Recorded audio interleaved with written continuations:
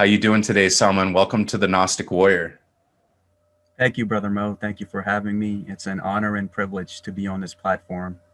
You're welcome, brother. It's really great to have you on. And I've known you for a little while now, but there might be some people in the Gnostic Warrior audience that don't know about you or a little bit about your background. So it'd be great if you could give them a little bit of information on that, Salman.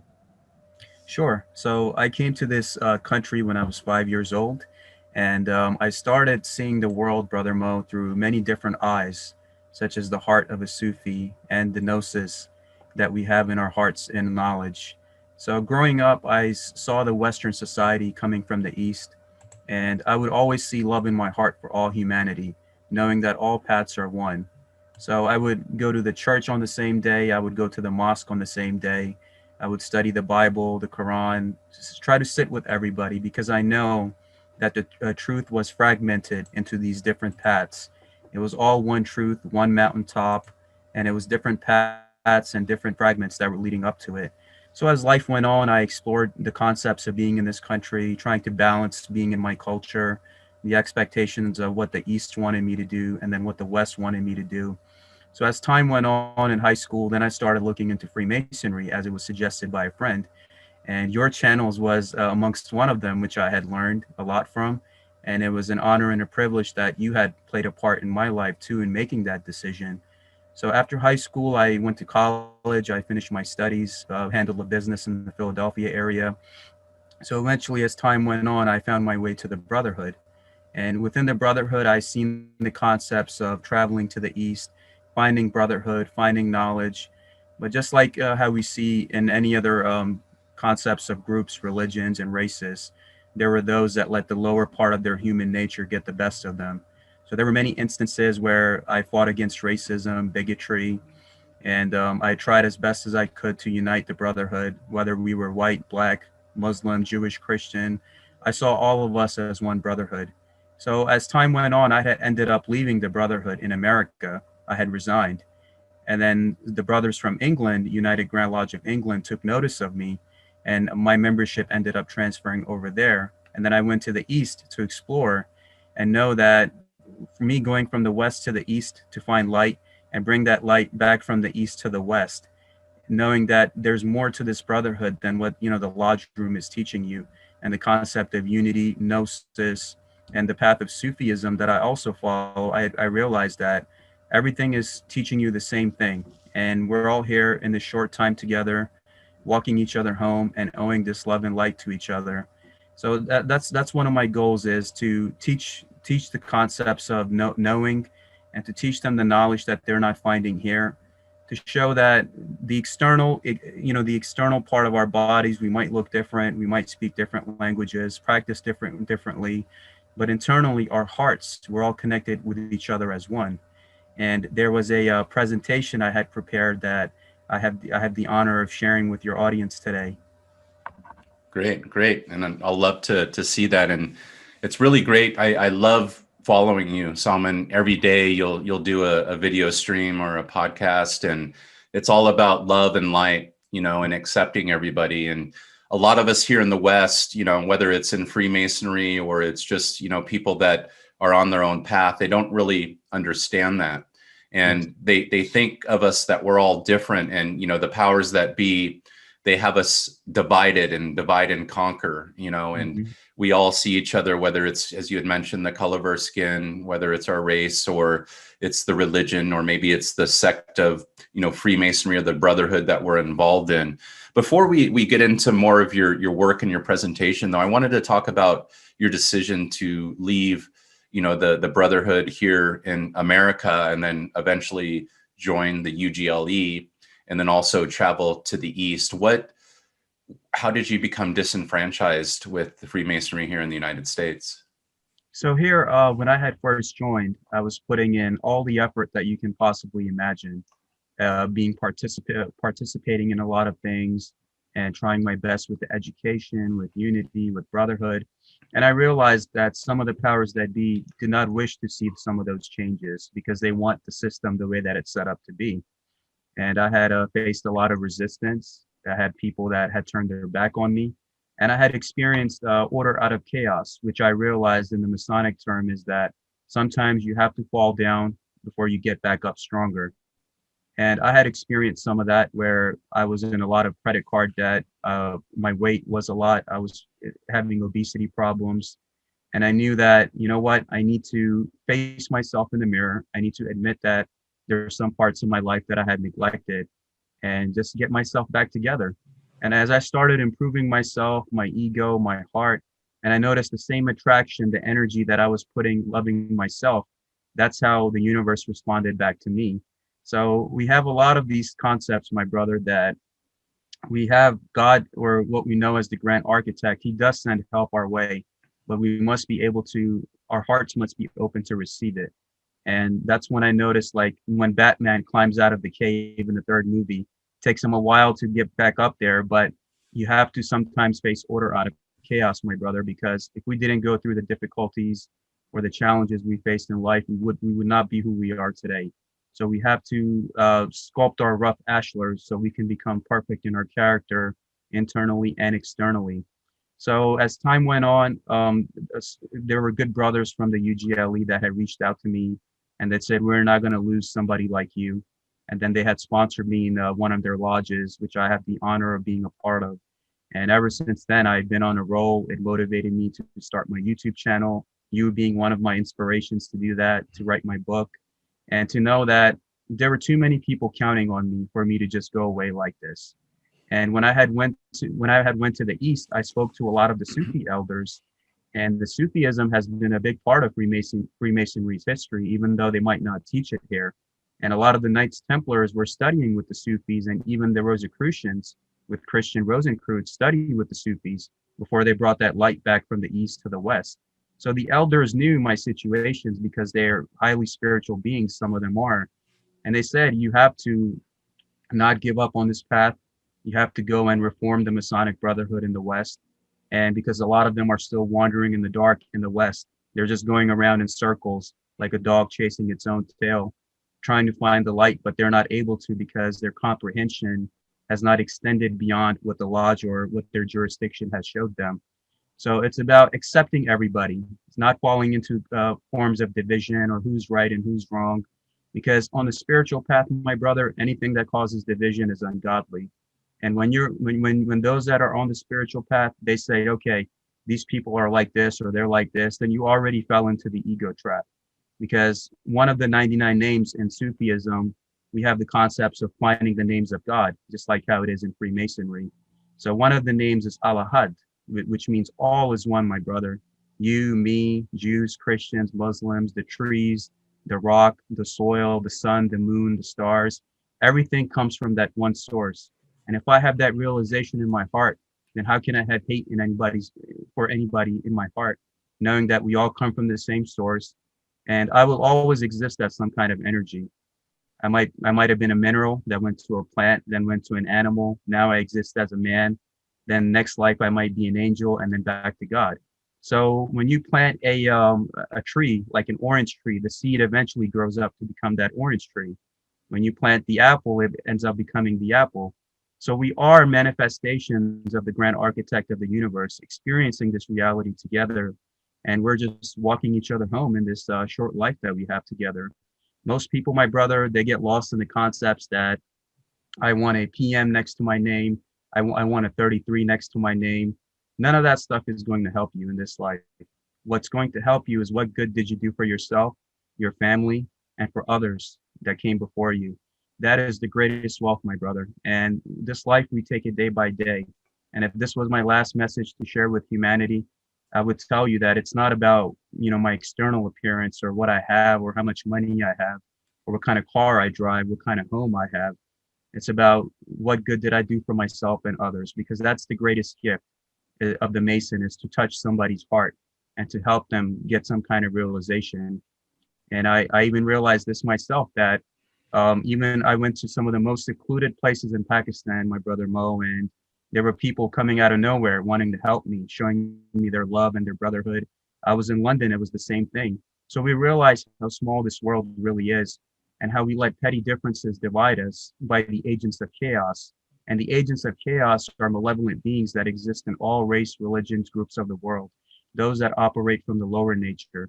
We must be the higher nature and to bring humanity together, knowing that everyone is teaching you the truth in their own ways. You have a lot of brothers that are telling you, I have went to the mountaintop, the capstone of the pyramid. So the mountaintop to get there, my brother, is that we must realize is that everyone has their own way of perceiving divinity, and realize that we must be able to walk this path together and not feed into those entities and the powers that be that want to keep us divided, because they know we are more stronger when we come together. When I have compassion for your children, the same that I have for my own, the compassion that I have for my fellow man, and know that, this life sometimes is an illusion. Sometimes things presented to us are not what they seem to be, and to always find divinity in our hearts. So we have this concepts of a lot of the faiths teaching us, such as in the Holy Bible, it says the kingdom of heaven is within. In the Holy Quran, Surah 50, it tells us that Almighty God is closer to us than our jugular vein. So we find God in our hearts. We find the grand architect of the universe, his love, his knowledge, his gnosis. We find all of that in our hearts, to know that we're walking each other hand by hand in this path together. Everything else, such as egos, relationships, concepts, you have it today, you don't have it tomorrow. And that's why I say that this world is a guest house. People, seasons, years, everything changes as time goes on. And we're part of a storybook. We're playing a script. So that's why we should never hold resentment for anybody. There might have been somebody in our life. We might have played some kind of a part in their life. I have done that. I have, maybe I was meant to say something to them in a certain way or guide them in a certain way. And then that triggered them in certain ways to finally confront themselves and get themselves right. And maybe their journey takes them elsewhere, but I cannot hold any resentment in my heart knowing that they're not in my life anymore. Maybe their love and light was needed elsewhere, because we're always where we're meant to be and what we're meant to be saying. So this life is, it's beautiful. It's like a video game. You'll always find the right item, the right character, the right event that happens at the right time, because we're in this beautiful journey together.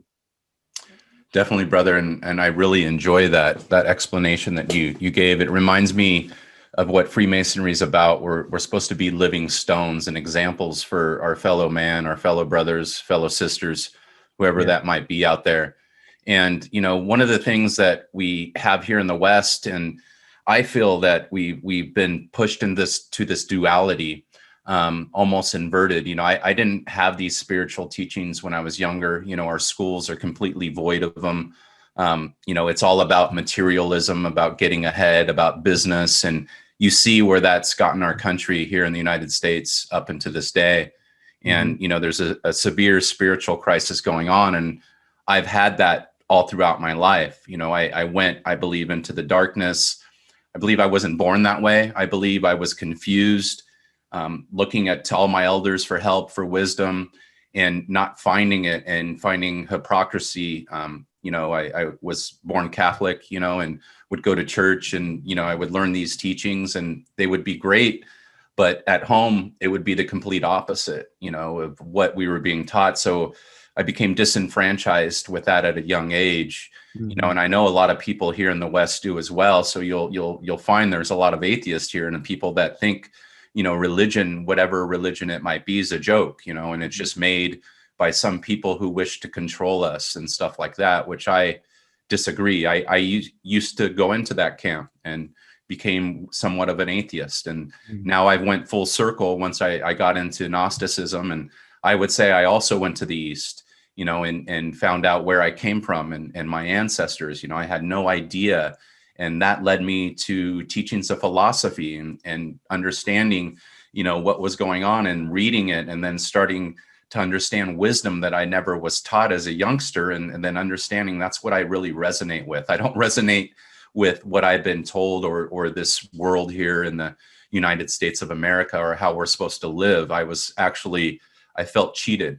I felt my dad was an alcoholic, and he was a meat cutter at Vaughn's, and that's all he did. And I believe because he didn't have this philosophy, he didn't have these teachings as a youngster, he masked his pain in the alcohol. And then that that got turned on to me, and then drugs, and Mm. so I feel that we get inverted, and it creates this duality. And you'll hear a lot of my teachings, and I wanted to get your feedback in regards to, here I believe that we have a spiritual crisis where, people, including Freemasons, because I've seen this time and time again, and it doesn't matter who it is, but they are inverted in their thinking. They don't put the spiritual over the material. We all have to live in this world. We, have to have businesses or work, but Yeah. they basically do it satanically, how it would be in possibly your religion, or when you read Christianity and you read about Satanists and simony and stuff. All these people are doing the exact same things they said Satan did, and they call themselves holy or godly, or they call themselves a Christian. And that's what I believe, the hypocrisy I saw, but I didn't understand it as a youngster. And then as I get older, I try to operate my spiritual on top of my material when I do my things, whether it's my business and everything.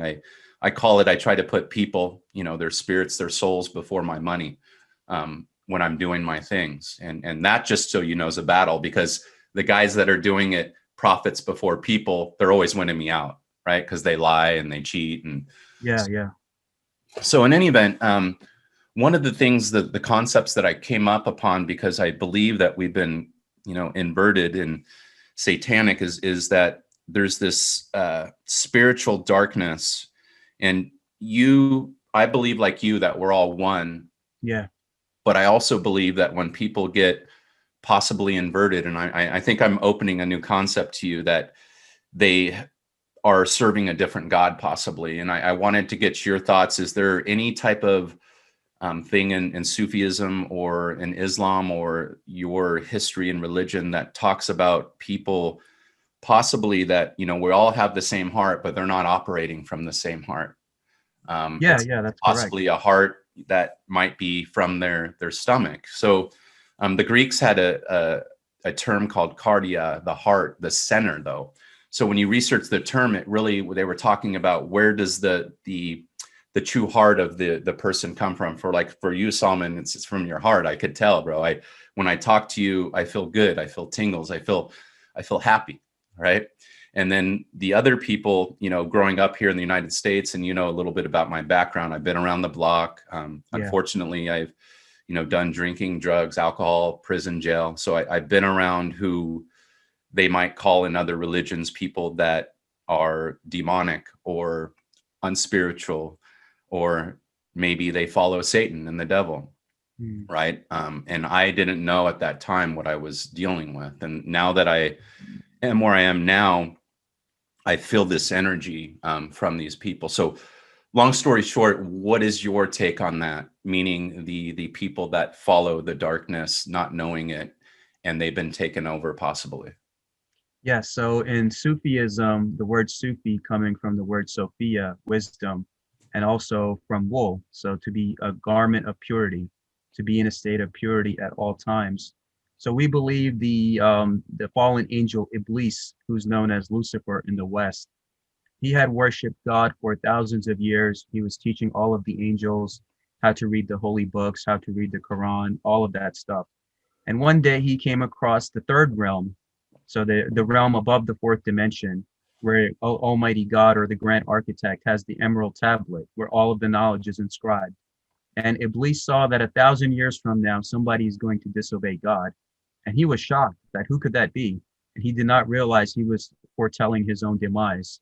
So when that time came, when God said, I want all of the angels to bow before Adam, and Iblis said, no, I'm made of smokeless fire, he's made of clay. And if you make me bow before him, I will do everything in my power to destroy him and his kin.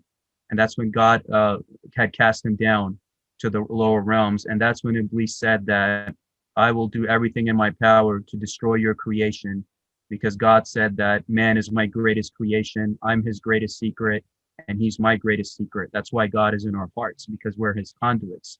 And Iblis could not stand that.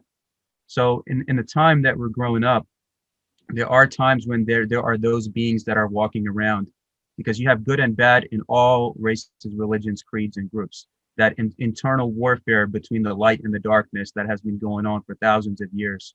And there are beings that know your light. They know who you are, and they will target you from childhood, from the school system, from the workplace. They'll find spiritual ways to try to get under your skin because they want to destroy you.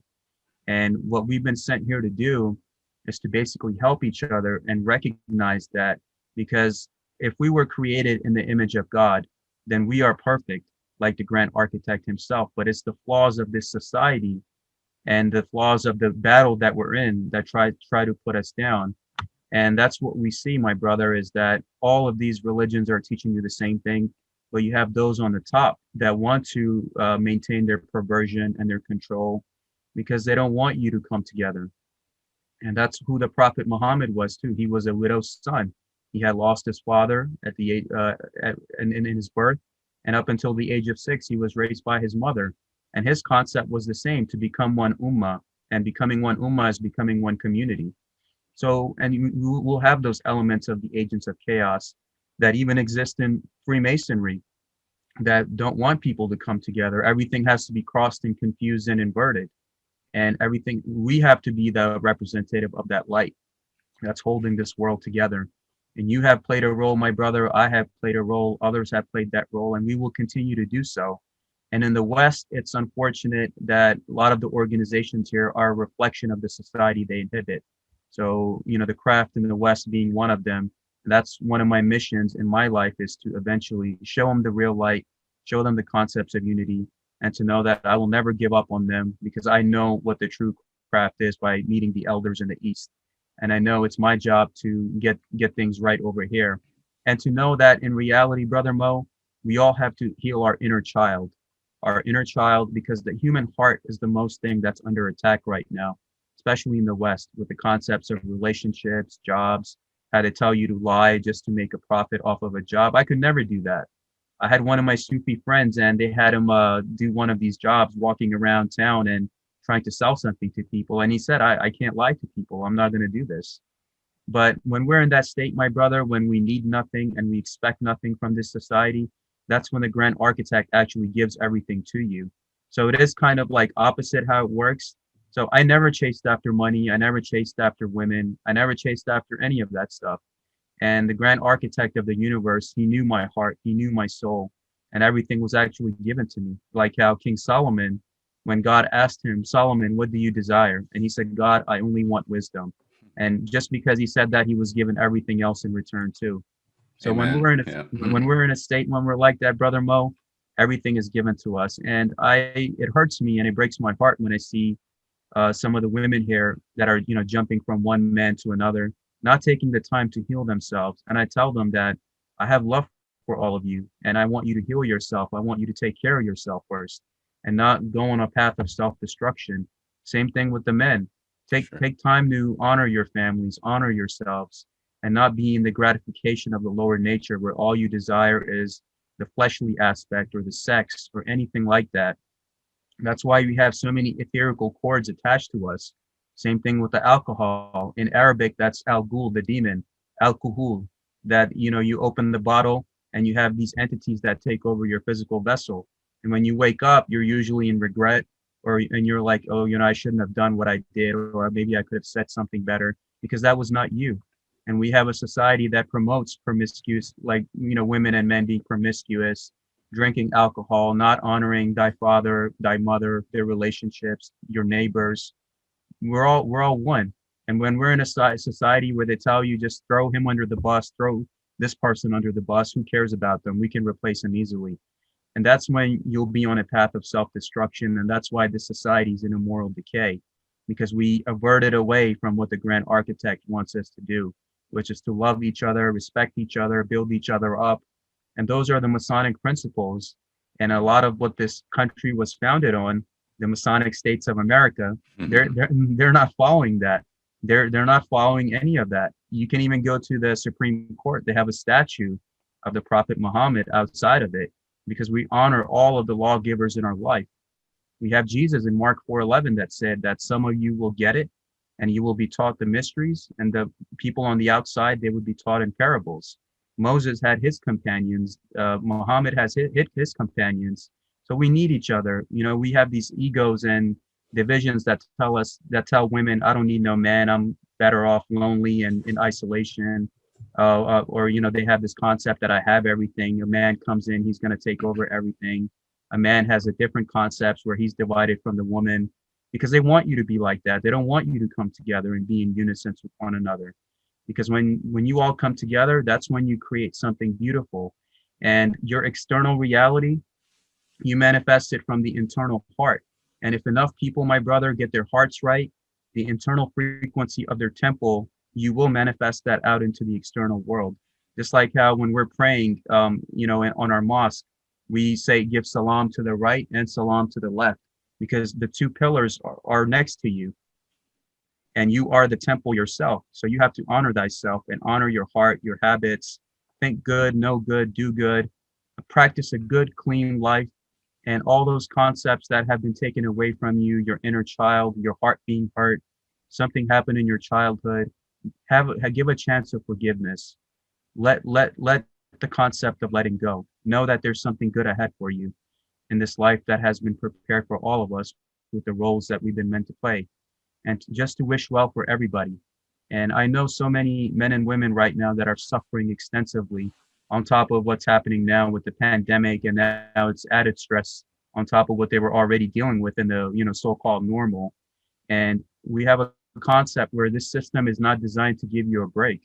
You have one bill after the other. You don't pay the taxes, they'll come and put a lien on your home. So you got to make a concept of just taking time to heal yourself. Just take some time, at least 1 hour a day. Just take some time and just breathe. Just breathe and connect with your breath, because your breath is the source of life. And when you connect that breath with somebody else, that's when you make love. But if you connect it with yourself, you love yourself before you can love anybody else. You must forgive yourself before you can forgive anybody else. And you must heal yourself before you can heal anybody else. And that's the journey, my brother. Everything else that I see, such as degrees, businesses, titles, people going to these corporate meetings, and they have like this attitude that we're just trying to get what we need, but internally they don't like the people that they're dealing with. So that's hypocrisy. We don't need that into today's society. I'd rather be face to face like this with you, my brother, and pour my heart out to you, because I know that I'm not hiding nothing from you. I want to help you. You have helped me in my high school days, leading me up to this point, and everything comes full circle. And we're all walking each other home, and that's the reality, is that we have to face ourselves in the mirror and we have to surrender. So the concept of the Sufi is that submission to the will of God. And in Islam, anyone who submits to God is a Muslim. And by definition, that could be anybody. That can be you, that could be me. Anybody who submits to a higher power and surrenders their ego, that's the path that you're on. And we must be able to be willing to do that. And let's focus on that, Salman. And I think that's a lot of what people don't get here in the West, the higher power, right? They don't understand those philosophies. So that would go in line with where I say we've been inverted, where the higher power is below us. Yeah. You know, and I would say again that this Luciferian thing, or this devil, this Beelzebub would deal with what we're finding out is fungi and molds. And again, this thing, what I'm trying to do with a lot of my work, and you know, this is of course about you, but is to try to make sense of it for these people that are on the outside of it, that completely are maybe atheistic or they're not religious. And I'm tying these teachings into their psychosis. Yes. And it's helping me because I've been one of those people that followed the women and the drugs and the path to destruction. And I've almost been destroyed many times, and I don't know why I'm here. Maybe it's, as you say, I'm here to do bigger things. And I feel like that makes me want to keep doing it, you know. But in any event, when I made those choices, not realizing it, I was destroying myself. And of course, I ended up in jail multiple times, prison, drug rehabs, so forth. You know, all those decisions, broken relationship after broken relationship, right? For not treating people how I want to be treated, doing it the American way, or, you know, hey, conquer the woman. You know, that's a thing here with young men, you know, because of the internet and porn and all this type of stuff. Yeah. You have this thing where the guys are looked up to that conquer all these women because, hey, they're a good looking guy. And then you realize when you follow that path, it's complete hell and destruction as well Yes. for everybody involved. And then kids get involved and stuff like that. So I've been to hell with those decisions. And then I'm finding out, like you know, when I do follow my heart, Yes. and I do things as I believe for the higher power, which I believe it deals with what we're talking about now, you know, wisdom, philosophy. And I believe that's where us brothers, we connect, right? It's how you found me. Yeah. And where we came full circle again, and here we are, right? So, you know, what's this higher power? How can you put it in relation to the people here in the West that don't understand higher power, and maybe how you could relate that in Sufism to wisdom, philosophy? And, you know, that's what I believe is the key to the ticket to saving yourself and pursuing that path, as opposed to the unspiritual, which would be the material things that we had mentioned. You know, doesn't mean you don't have sex, right? You have a wife that's yours, you know, and I'm sure it's the same in Islam and in Sufi, and you respect them, and Yes. you give them your heart, and they're your best friend. And, you know, and that's the relationship that I now have with my wife, and I'm as happy as can be, you know. It's interesting as well. And then one last thing I'll let you take over here is the breath thing. You know, that's a thing that my wife and I have noticed, because we're so in tune with one another, and there's no BS or no, you know, we're there every day looking in each other's eyes, is the breath. And especially when, say, we're making love, that breath, we become like one, and we've noticed that. And it's almost like a rhythmic rhythm that we have together. And I find that when we're connected at the heart, whether it's love, whether it's the house, whether it's anything, nothing can conquer us. And it feels like the light, like God is around my house, you know. But every day I'm going out and dealing with the darkness and the demons and the different things, because they're right outside that door. They're on the internet. They're in my son's room when he's going on his phone, and I got to go check up, and, you know, it's this constant battle. So anyways, take over, brother. Yeah, so the beautiful thing about uniting with God, my brother, is we have the Arabic phrase, Bismillah ar-Rahman ar-Rahim. And that means in the name of God, the beneficent and the most merciful. And if you translate it into the numerical value, it comes up to the number 787. And the Arabic number 787, if you look at it, it's the square and the compass. And a lot of the Knights Templars, when they were studying with the Sufi lodges during the Crusades, they had the number 787 written outside of their lodges. And that means basically you have to transmute your soul. So the alchemy of the soul from the lower nature into higher divine qualities, knowing that there's a higher power that's watching us, testing us, loving us, putting us through trials and tribulations, and letting us become who we're meant to be. And your journey also is an example that you go from darkness to light, and you have somebody that you could share your love with. And Bismillah ar-Rahman ar-Rahim also is the feminine and masculine principles. So what we call Allah, or God, is the genderless, androgynous being, where you must become one with your other mate and return to that source. And in Islam, your faith is not complete, or a woman's faith is not complete, unless she finds her opposite half and she becomes one with him or her. And it's the same in the Matrix, what's exemplified, that Neo could not become the one unless Trinity expressed her love for him in the end, where she finally surrendered instead of holding back, and he was able to awaken that within him. So we're in a society where they don't want us to come together and discover our power for each other. They want us to be separate, and they want us to be in this concept of division and this concept of evil and hatred, all, you know, Luciferian tendencies, because we're his greatest enemy and he wants to destroy us.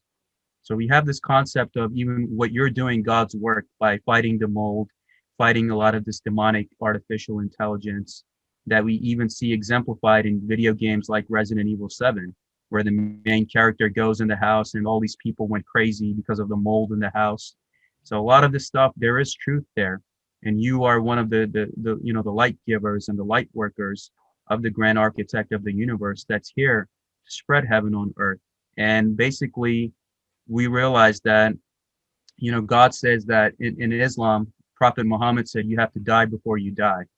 And what that means is there's the concept of death and rebirth that you have in a lot of mystical teachings and initiate systems, where you have to basically let go of this life in order to ascend higher. And when we die, we say that Allah is the only reality, because everything around us is an illusion, my brother.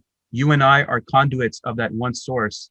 And basically it's God holding you and I like Mr. Rogers, like the puppets, and we're trying to understand each other. So you and I come from the same source. God is basically playing hide and seek with its own self through you and me, trying to understand itself. And that's why we are his greatest secret, and God is our greatest secret. And hence you have those malevolent beings from this part, and you have from the fourth dimension that correlate with each other to try to destroy us. They'll use elements from your past, present, or future, use that against you, because once you break through that barrier, that's when that fight between as above so below happens here on this realm as well. So they know up there, like, okay, now he's connected to God, we got to sever that connection somehow. So they'll have somebody from your past call up, hey Mo, you remember we used to go chase girls and do this, we used to go do that, we used to go do this, and they'll tempt you because they want to sever that connection that you have established with the grand architect. So all of these elements from the past, present, and future will come and try you and best you. But you have to stay strong through all of this, knowing that once I've established this connection, I will not do drugs, I will not drink alcohol, I will not watch porn, which tells you to degrade women and degrade each other, and tells you to release your life force energy. And they tell you that it's normal. It's not normal. That's why the Mason wears his apron, to protect his root chakra of the temple. That's the gateway to your temple. Yeah. And once you harness that, then all that crystals oil comes up and helps you awaken. Yeah, and I love where you're going with this, brother, because this is important. There's people that don't understand this mystical teaching. They listen to people say like Joe Rogan, right? And he's what I call the liberal sacred cow, right? 100. We have a joker that is the highest paid person in the United States for a podcast. It's the Joker, and he's openly talking about masturbating daily. 54-year-old man, he's married, and this is who our children in America and men are going for wisdom. Again, I like Joe in the aspect, because I do listen to the podcast and sometimes I want to close my ears, but I've been around the block where I'm able to sometimes get that out of my head. But in any event, people don't understand what it means to abstain from porn, to not look at other women. That's helped me, just so you know, tremendously. Just doing that one thing over the last, I'd say, 6 years. I'd say I've been 6 years porn free, has made a huge difference in my life, and being able to control this and women and stuff like that, and my relationship with my wife. And then also understanding about not releasing that phosphorus. Okay. Yeah. So I studied that. I was like, what do they mean by, having that oil go up the chakras to the crown, or how you explained it. And, it basically is, to explain in the scientific sense, the phosphorus that you would release through sex or masturbating every day, and some people do it every day, you bring up to the mind. And through philosophy and love and wisdom, you connect to your heart, and then you connect to God. Yes. And it's not wasted, and we become these light beings. And that's how I feel we kind of communicate. And it's weird is I feel like that sometimes when I'm out there, like Neo, and then the other people that aren't awake, they're those batteries that are upside down, and they're just completely inverted, and they're listening to Joe, and they're doing all those things that are making it so they can't connect to their crown, to God. So what I feel, these people they're the Agent Smiths. Yes. Right. And they don't know it. Yep, exactly. And right now, when I look around the world and I go and I'm looking at this person, and then I'm looking at the government, and I'm going, they're everywhere. I mean, 99% of humanity. That's right. That's absolutely correct. And isn't that dangerous too? It is, but the grand architect only puts the burden on our shoulders, the one that we can handle. Yeah, right. The warriors. Yeah, Yeah. we're the Gnostic Warriors. Yeah. And that's the beauty, my brother, is that we're in this battle, and unfortunately the powers that be promote those that are spreading that kind of information that harms humanity. Sure. You being one of them that has been suppressed because you're actually giving out the truth, and my channel also being one of them, with trying to teach the truth to the people, but no one is going to promote you on their page or talk about you because they know that we don't want anybody to find out about him. But you're loved, Brother Moe, and those people that of our nature, you're loved, you're protected, and you're needed. That's why you're here, and that's why you continue to be needed here, because you have a purpose to play. You are a light that's holding this world together. I'm a part of that same energy and conduit. We're helping each other. We're helping those that are trying to find that understanding, to honor themselves, each other, and humanity. Most people think that those concepts of darkness are just here in America. It's like you said, they're everywhere. I went to different parts of the country and different parts of the world. There were good people that came up to me and told me, we love you, we like what you're doing. And then there were those that would walk by me and make like these hissing sounds like a snake because they didn't like me. And I knew who they were, because I know we're in this internal war together. That's something that we have to face. I cannot escape my fate by just hiding in my room all day long. I have to go out and face the consequences, face the adversaries, and know that I have what it takes to conquer them if I made it this far. And that's the life that we're sharing with one another. I remember when I first went to London, I got out of the plane and I went outside. I didn't know where I was going, and it started pouring all of a sudden. I got drenched in the rain with my luggage, and all of a sudden this great gentleman came around the corner, and he put my luggage in his car and he dropped me off at the place I was staying. And I asked him, is there anything I could do to repay you or help you? And he said, no, don't be silly, just enjoy your time while you're here. So there are those people, my brother, that when we're in a situation of emergency, they will come out to help us. But it's like you have a lot of these watchers. They don't want to interfere in your growth and evolution. They want you to figure it out and learn on your own. And when you're in a dire emergency, they will come out to help you. And that's what I Yeah. learned in my phases out of order, out of chaos, that I felt that there were those that had abandoned me, that turned their backs on me. But it was not like that. I was always watched over. I was loved. I was protected. I was guided, even without my knowing or comprehension at the time. And as I'm 28 years old now, and I'm still learning, I'm still trying to figure life out. And I know that however long the Grand Architect has me here on this earth, I have to do the best that I can to help myself and help my fellow man. That's basically for me being a millionaire. Everything else, I know it does not matter, because I have it today, I won't have it tomorrow. And that's why I tell the men and women that I come across is, please heal yourself, love yourself, honor yourself before you can do that for anybody else. Heal your wings, because you're all angels. And there are those that want to rip off your wings and want to destroy you. So just make sure that we're treading this path on a day-to-day basis, knowing that there is a light at the end of the tunnel that we will all go to one day. Definitely, definitely, and I love your words. And one of the things that you had said struck out to me, because it's going along the lines of something I was just researching, and it was God as the potter. That's a saying we have here in Christianity in the West. God is the potter. And when I was researching that, I got into the different terms that we've had. In our Bible here comes, of course, from the Phoenician Hebrew, and then eventually it went into the Greek and to the Latin, and then the Old English and the English and so forth. And so sometimes when you read through it, you realize that possibly the agents of chaos had taken this book sometime between our ancestors and us here in the West, and they changed the words. Yeah. Right. So you literally have to go through and read all these interpretations. And then in between those interpretations is interpretations by people who are possibly well-meaning or not. And then they're writing books and giving the wrong interpretation of the interpretation. And it's a mold of a copy. And then you're like looking through it and you're going, this doesn't mean this. This is not what they said in Greek, ancient Greece. So in any event, clay, what I had found out actually relates to something that I believe I'm talking about. And they had a thing they called Herodotus bitumen.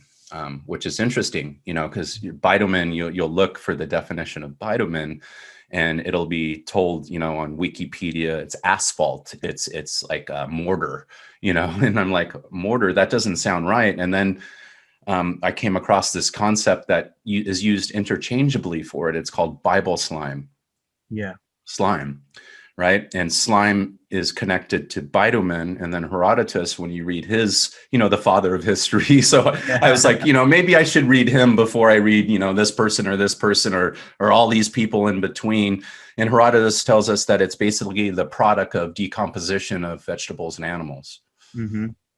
Right. So yeah, that's exactly right. Because in Sufism, we have this concept that Allah, or the Grand Architect, created us from clay. sure. And he had Adam frozen in a state of clay, between clay and water, for 70,000 years before he breathed the breath of life into Adam. And that's when everything, the allegorical fall of man and everything else that happened after that. Sure. And we're taught in the concepts, when you go to the holy city of Mecca in the east, and you have the Kaaba, the Ka and the Ba being the aspects of the ancient Egyptian mystery school system, where you have to honor your soul. And you have the three stages of the soul, like the three stages of masonry. You have the Ka, the Ba, and the Ak. The Ak meaning brother. So in order for you to become on the third step and be a full brother, you have to make sure that the tools that God gave you, you continue to sculpt away at your ashlar, just like how the Kaaba is the perfect ashlar stone. And to know that anything that is in this life, Brother Moe, it's basically a test. This life is a test of both good and bad times, good times, as you go through the black and white tiles of masonry. And to know that there must be a balance. Any extremity of any side does not help anybody. And that's what I try to tell the people in America, is that walk the middle path, the 0 point, and then you will realize the truth. Because Agent Smith cannot exist without Neo. Neo cannot exist without him. Joker cannot exist without the Batman. Batman cannot exist without him. So we all have a purpose in this guidance that we're in. And even the evil ones know that the good is destined to win. They're just seeing how much that they can get away with before God wraps up the scroll and everything comes to an end. But until that time, we're in this struggle to help each other and to help, ourselves. And if people realize the truth of all this, they would just sit down and think, what was I taught my whole life? To outdo one another, to throw each other under the bus, so I could have this high corporate position, not knowing what guarantee do I have in my life if that position or the money in my pocket is going to help me wake up tomorrow morning and know that, why did I hurt those people? Why did I say that to her? Why did I do that to him? And we must be better than this in our examples. Just like with the Ka and the Ba, the Kaaba in Mecca, that's what changed Malcolm X too. When he went from here, he was being taught hatred here. And when he went to Mecca, he saw the Kaaba and all the brothers in the East meeting on the level. The concept we share with Freemasonry and Islam is that, there's no concept of racism. Everybody's equal. And Malcolm X saw that, and he said, this is what you're doing in America is wrong. And then he brought back the light from the East to the West. And that's what ended up making him a target. Because if he kept preaching the division, he would have still been around. But anyone that tries to bring people together and not post any hatred against, whites, blacks, Muslims, Hispanics, Asians, the powers that be see you as a threat. They don't want you around, or they'll suppress you or shadow ban you, or they'll remove followers from your page because they don't want people to hear what you have to say. And that's the thing, my brother, is that we must continue knowing that there's somebody out there who we made a difference in the life of, like you have made a difference in my life and you did not even know it back in the 2010 and 11. So you have to keep doing what you're doing. You don't know who's listening to you and whose hearts you're impacting, or whose lives you have changed, whose hearts you have touched. That's the ultimate goal of the Mason and the Sufi. It's not about being egotistical or having a 33 next to my name. That's not going to help me. What's going to help me is what good did I do for myself and others. And likewise, brother. So here you are, we're friends on Facebook, right? And you're usually doing a daily stream, and it's usually just you walking in the park, feeding a couple birds, saying, hey, I love you guys. And I watch it regularly, and you're welcome. And it touches my heart, right? Because that's what you're doing. Because you're you find when you work from your heart, you touch others through your work, right? Then that's what you're doing. You're a living stone doing that for the brotherhood. So you're helping me when I lose track in the world, because it's sometimes hard to grow up the way I did and then to always maintain the path, to Yeah. always get connected, what I say, connected to my heart sometimes, because here we react a lot, and you see that with Twitter and these elections, and the masters are just playing the people that don't understand off each other, and they're just chewing each other's faces off, and they're not thinking, they're not sitting back, they're not connecting to their heart, and I know what that means, because I've done that myself. I've said things that I don't mean, or I have not connected to my heart, or treated my brother how I wanted to treat it, or my sister, or my kids. And then I look back and I analyze my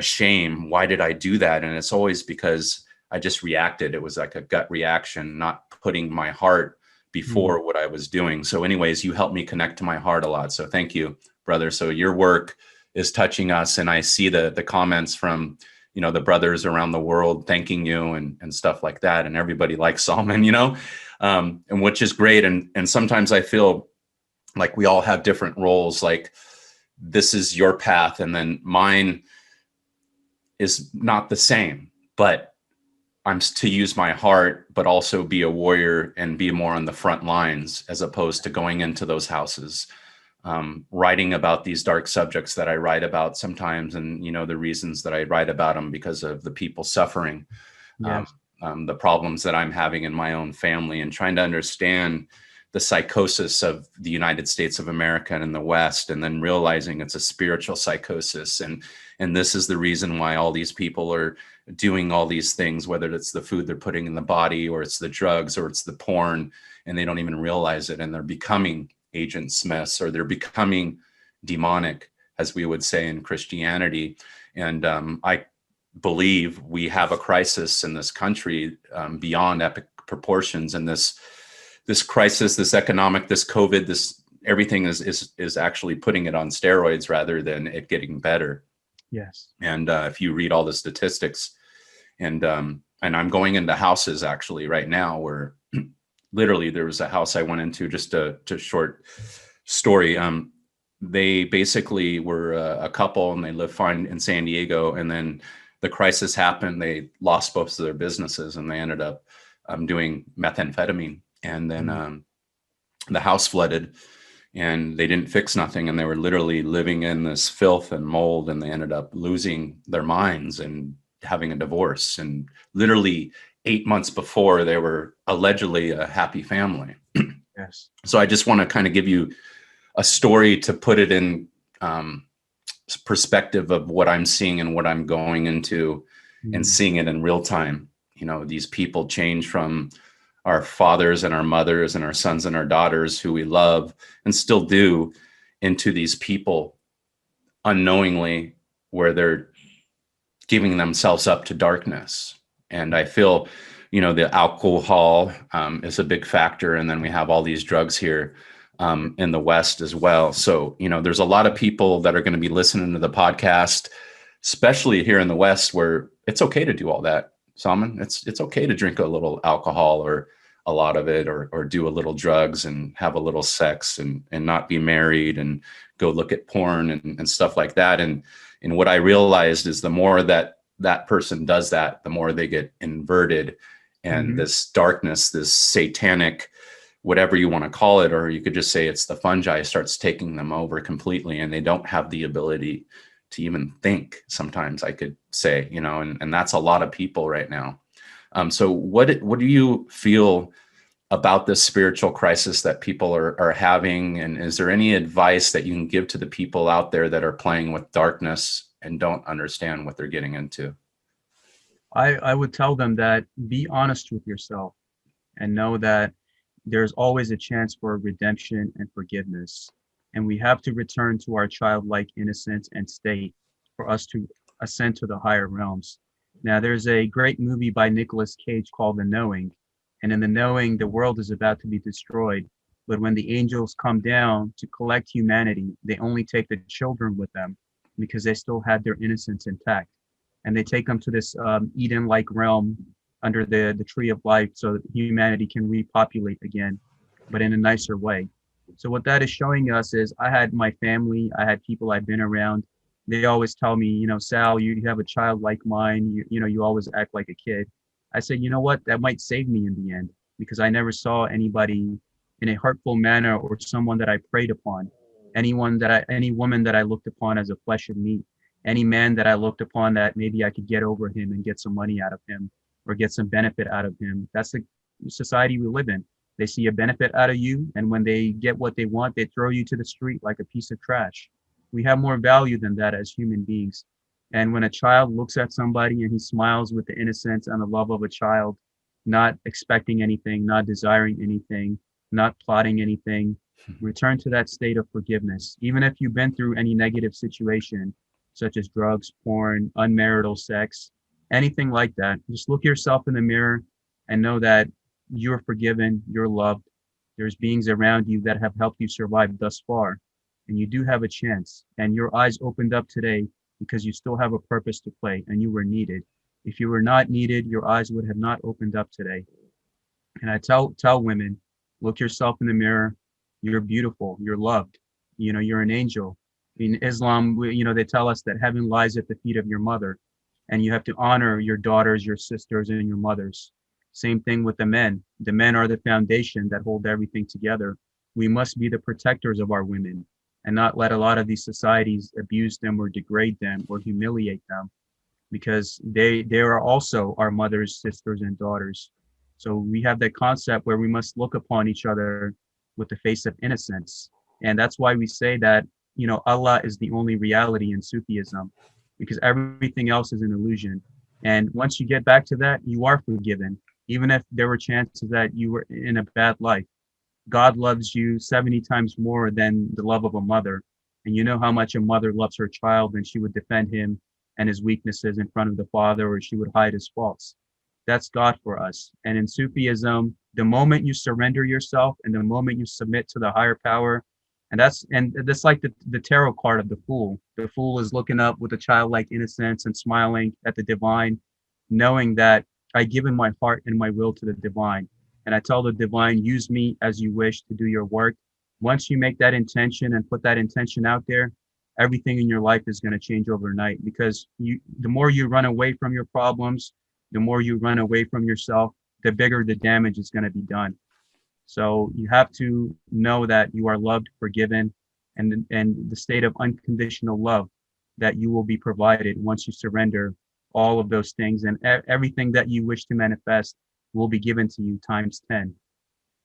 That's great. That's great. And I think that's what people miss is connecting with their heart and the true love and the childlike quality. They have that teaching in Christianity. You can't enter heaven if you're not like a child, right? And you put it in actually more perspective for me, and it makes complete sense because, I see that, I do have a wife and children, and I see my children and how they are basically that clay, right? And we have the ability, being their parents, and we're their living stones. We're supposed to be their examples, and they learn everything from us, and of course the world around us. And having a daughter, I have 5 boys, and my first daughter, Kiana, and she's 11 years old, going to be 12, and just this innocent young girl, and she's just got her phone, and I got to be careful with that. And here in the West, we do all that stuff. But in any event, one of the things I want to do is I want to protect her from this world, from the Instagram girls and the Facebook, where I believe that they're all well-meaning and they've been turned out by this world, and they're copying these other women, and they didn't have a good role model. And we live in this modernity where that's accepted, and these people are making millions of dollars showing their butt. That's all they do. And then they just literally do that all day, and they travel around the world like kings and queens. Yeah. And, these are the people that are held up by our powers that be, and the people that are on social media, and, they're sponsored, and, and guys like us or myself are just struggling, or being, I was being shadow banned and blocked on YouTube 10 years ago. Now that's it's happening to everybody, but in any event, I feel that we have a crisis here, but possibly things are changing. Possibly maybe this great reset that they're calling behind the scenes or anything, there might be some spiritual beings at the top that are mixed in with the darkness. And that's how I believe it is, that the light is always more powerful than the dark, right? And Yeah. that you know, when I and to put that in perspective, when I say that, like, I can't usually get, the black magicians usually can't fool me. In business, it's very hard for a guy to like lie, or my employees. It's almost to the point now, it's like, it's almost like I wouldn't say it's a blessing, definitely, you know, but almost a curse being in this world where I have to deal with this all day long and every day, being able to see through the matrix, this weird thing that once you kind of get aligned and you tell God, you know, it's not, I don't want wisdom to make money and to get women. I actually just want wisdom for wisdom, to be a better person so I could serve you. You know, Yes. that's simple. And that's what I want. And I realize the things that I want are being given to me, and everything that I need, and not much more. And everything starts resonating, you know, and when I go out of this way of thinking, and I do sometimes, and I backtrack in my path, it starts to crumble almost immediately, Salman. You Yeah. know, so it's just this weird thing. So tell us a little bit before you get into your, I don't know if you want to still do a little bit of the presentation. I know we've Yes, been kind please. of free flowing. So tell us about Sufi state of enlightenment, and then let's go into your presentation. So the Sufi stages of enlightenment, the first, they have the three stages of enlightenment. Like you have the three stages of the soul in Masonry, or the three steps of Masonry. So the first step is you have to basically lose yourself. You have to lose yourself under the sheikh, and the sheikh is equivalent to the worshipful master. And basically, in Sufism, they tell you if you die in this world without a guide or a mentor, you basically died in darkness.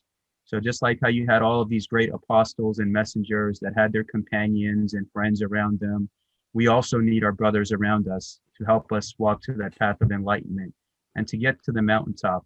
So the first step is to lose yourself in the sheikh, to fana, to basically annihilate yourself from this matrix and just sit, like you have a lot of these Sufi sheikhs that just sit in isolation all day long because they've given up on the world, because they know that there's nothing is true except the source of that one, one grand architect, which is nothing but a state of purity and love and innocence. And what Rumi describes his separation and the pain of separation, being away from his beloved, and the beloved is Almighty God, with that essence of pure light, pure love, pure innocence, and just pure hope for all of us. And that's what Imam Ali said, one of the companions of the Prophet, is that those who sell this life for the next lose either of them. And those that you have that sell out because Iblis, or Lucifer, you are his greatest enemy, and he is the deceiver and the forsaker. He will tell you, okay, you'll be rich and famous, you do this and that, sell out your family members, do this, do that. But at the end, you'll be empty-handed. You're not going to take none of this stuff with you, and you're going to be forsaken in the next realm, because nobody gets away with anything. We all have a price to pay for our actions. Even the people that think that, okay, I'm going to get away with this, you're not. One of the names of God in Sufism is Al-Basir, the all-seeing and all-knowing, and you will be held accountable for that. So that's the thing. You have to be accountable, you have to be forgiving, and you have to lose yourself from this world and detach from this world, knowing that the concept and the illusions and the expectations around me, they do not benefit me in any way. I just have to basically find my way back home through my own heart, like it has in the Kingdom Hearts video games. It tells you the truth, that the door to your heart, or the Kingdom Hearts, is within yourself. And the real benefit of Sufism and Freemasonry is the memories you build upon with each other, and the relationships you build with each other, and the friendships and the brotherhoods that you share. Those are the greatest gifts that you can ever have. Everything else is, my brother, you have it today, you don't have it tomorrow. That's great. That's great. I love that. So what would you like to present to us today, Salman? I had a PowerPoint presentation I wanted to share with your viewers to get more in depth about Okay. Sufism and Freemasonry. Okay, great. And are you able to do that from there? You got the share screen Let me function? try from here. Okay. It says host disabled participant screen sharing. Great. All right, let me see if I could change that.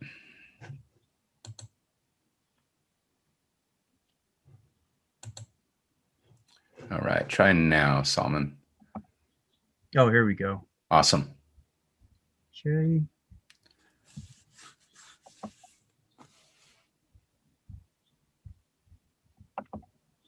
All right. Do you see it? Yes, I do. All right. So this is a PowerPoint that I have prepared for your viewers, Brother Moe, and for yourself. Okay. So I would like to start off with a quote from William Preston, and that's who my lodge is named after in England. So he says that the true Mason is a citizen of the world, and his philanthropy extends to all the human race, uninfluenced by local prejudices. He knows no preference in virtue, but according to its degree from whatever country or climate may spring. So it's similar to what Manly Palmer Hall said, that the true Mason finds light at every altar.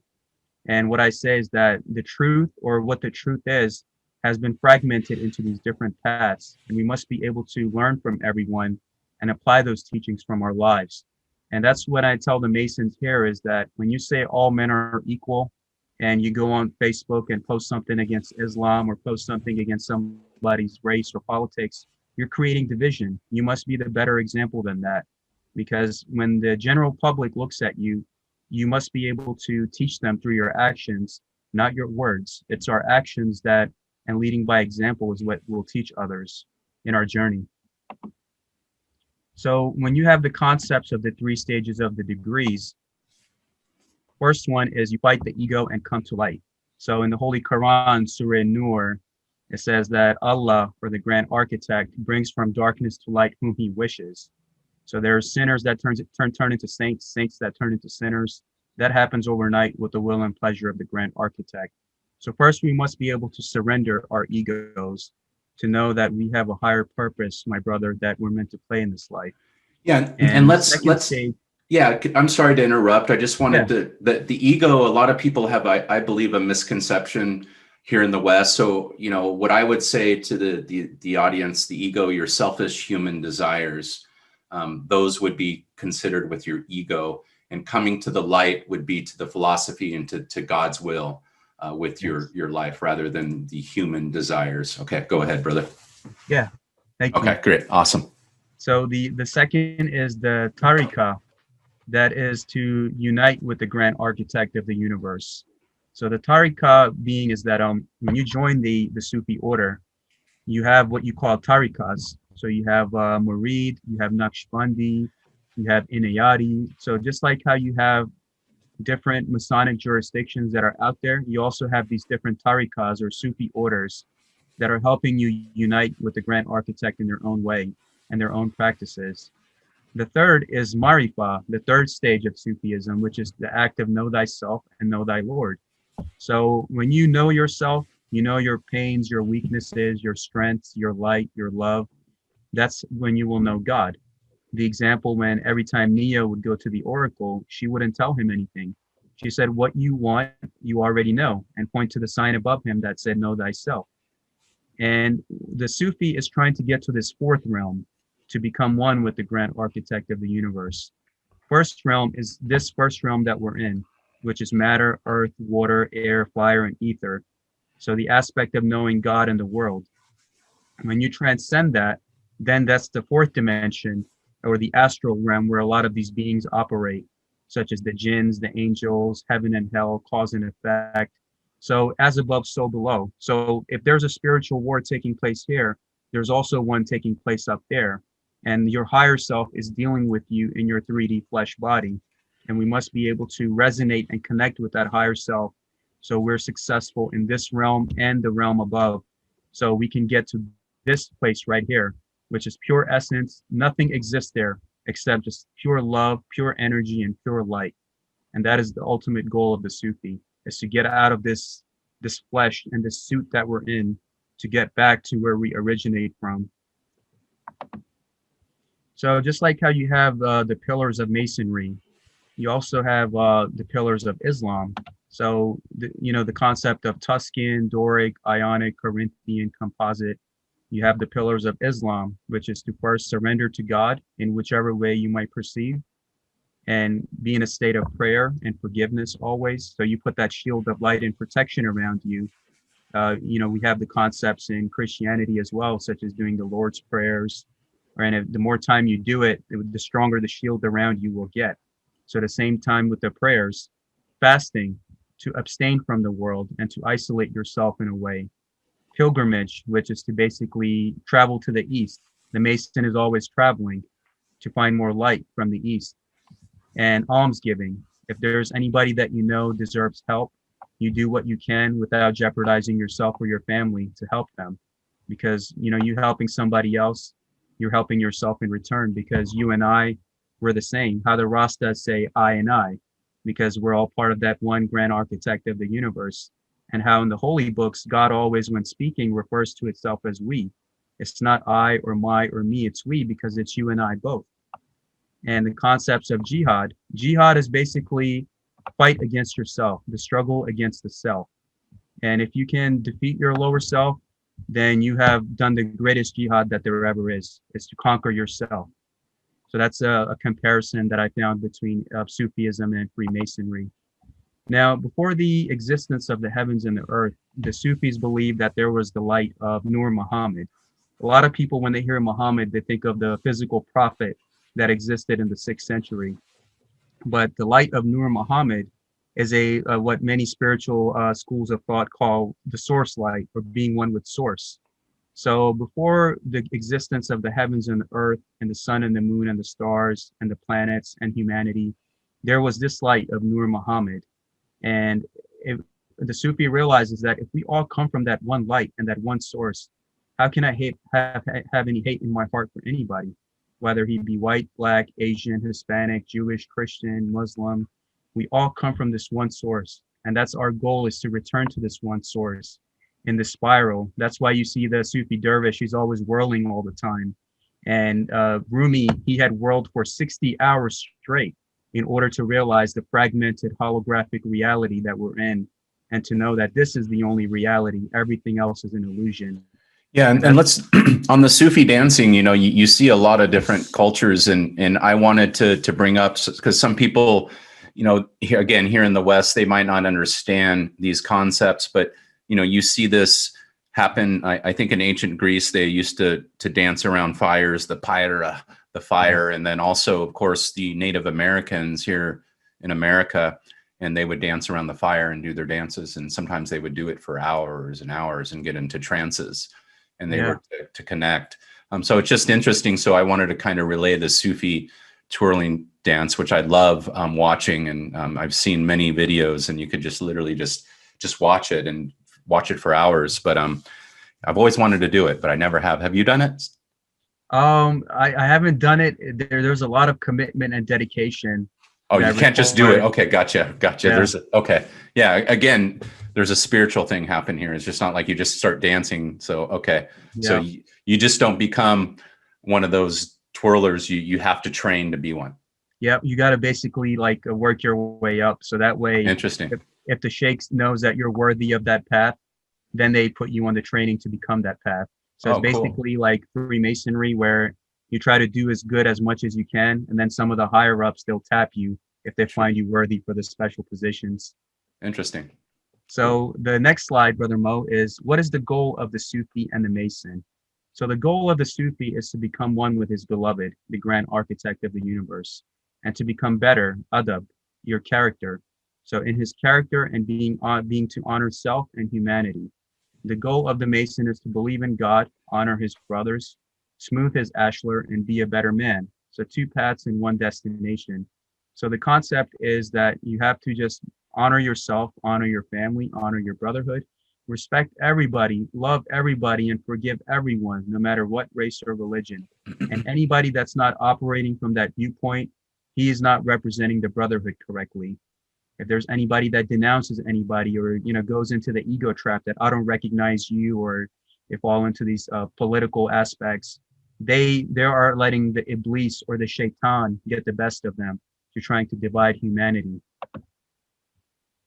Now, most people do not know this, but the Prophet Muhammad himself, he was a widow's son.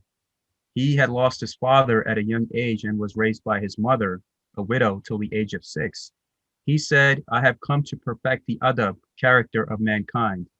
He established religious and racial freedom with his decrees, dealing of Hazrat Bilal, who was a slave. He gave him his freedom, and the covenants with the monks of St. Catherine Monastery and the Constitution of Medina, which gave rights to Jews and Christians and protection.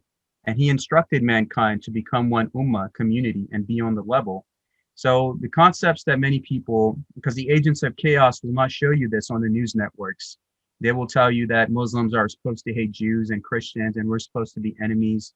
But if you look at what the Prophet himself taught, it's all in one with what Freemasonry teaches. And even the example that Saladin followed in the Holy, when he protected the Christians and their holy places and allowed them safe passage in and out of Jerusalem, because that is the, the character of perfecting ourselves that we're supposed to follow.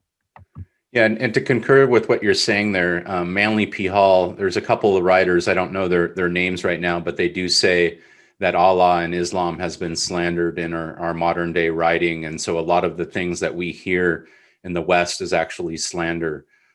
So that's interesting. And what I've read and, also talking to brothers of Islam and them treating me like a brother and a friend and never having an issue, it seems to be the case. But just like there is in Christianity, like you say, it doesn't matter the person, the race, the religion. You have people where Satan or Shaitan has taken their soul, and they might claim to follow Allah, but their actions prove otherwise.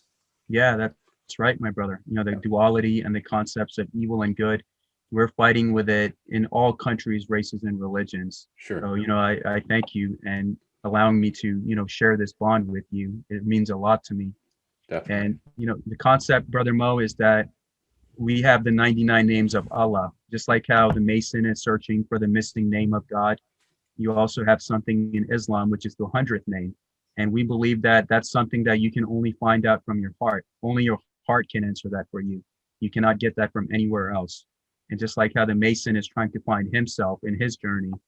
So one of the names of the grand architect of the universe is the all-seeing. And what we believe is that he's always aware of what you do in darkness. So there's a story with a Sufi Sheikh. And the Sufi Sheikh, he says that, let me go back. Excuse me. Sure. So the Sufi Sheikh, he says that he had 3 of his students and he gave each of them a chicken. And each chicken, he told 3 of his students that I want you to go and kill this chicken in a place that no one can see you. So the first student took the chicken at the back of his house and he killed it. The second student took the chicken to the back of the forest and killed it. And when the third student came, he said, Sheikh, I couldn't kill this chicken. Everywhere I went, the all-seeing eye of El-Basir, one of the names of God, was watching me. I went to the forest. I went to the dark basement of my home. I went to the mountain. Everywhere I went, he saw me. And that's what it's basically being taught to us, is that no one, my brother Mo, in this life gets away with anything. If you do evil against anybody, you plot evil against anybody, even when you believe you're hiding in darkness and no one is seeing or what you're feeling in your heart, the grand architect knows. And there comes a time when our hearts will be weighed on a scale. And that's when we'll know if we're moving to the higher realms or if there are still some karmic lessons that we have to learn. And that's the concept of the Gnosis as well, being Gnostic warriors. And the concept we have in Islam, my brother, is brethren of the white cloth. And this is what changed Malcolm X's life and heart. So we're all equally on the level. And what the white cloth that we wear is called the ihram, or if you sound it out phonetically, it's hiram. So when we go to Mecca, we basically are in a state of purity. No money, no titles, no degrees.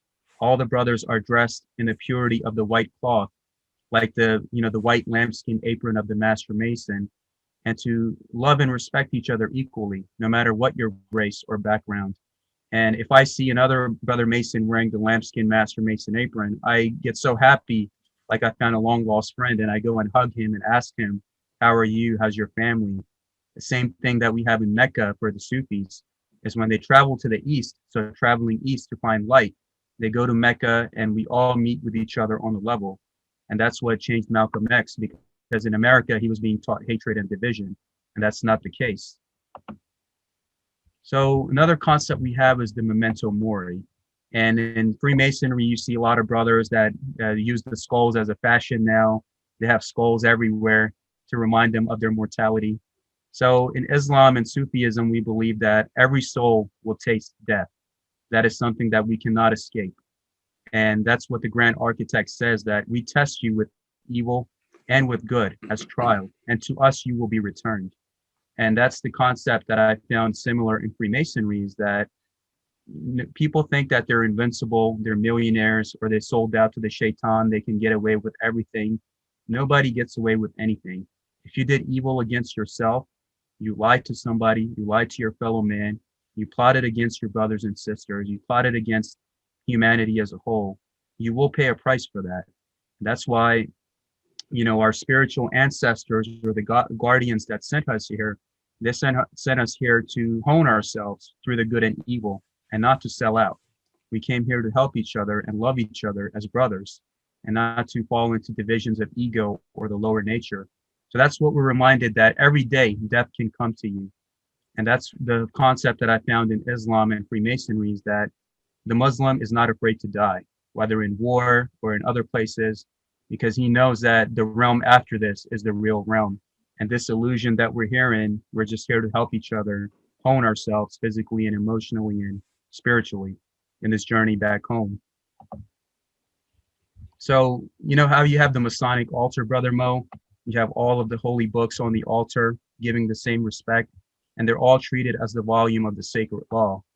So in Sufism, the similarity that I found is that in Holy Quran, Surah 2, verse 62, we say that those who believe in the Quran and those who follow the Jewish scriptures and the Christians and the Sabians, any who believe in Allah, God, and the last day and work righteousness, shall have their reward with their Lord. On them shall be no fear, nor shall they grieve. Now in America, they will tell you that me as a Muslim, Brother Moe, is supposed to hate you and call you an infidel. But that is not true. This is telling you that as long as you believe in God and submit to God, you don't have to follow Islam. You could be a Jew or a Christian. As long as you do right on your specific path, you will have your reward when the time comes. And that's the concept that I want people to understand, is don't let these divisions divide you, where they go on the news and tell you that, these people have anthrax and they're going to kill you. And that turned out to be a lie, where thousands of soldiers from here paid a price and innocent civilians from the other side paid a price.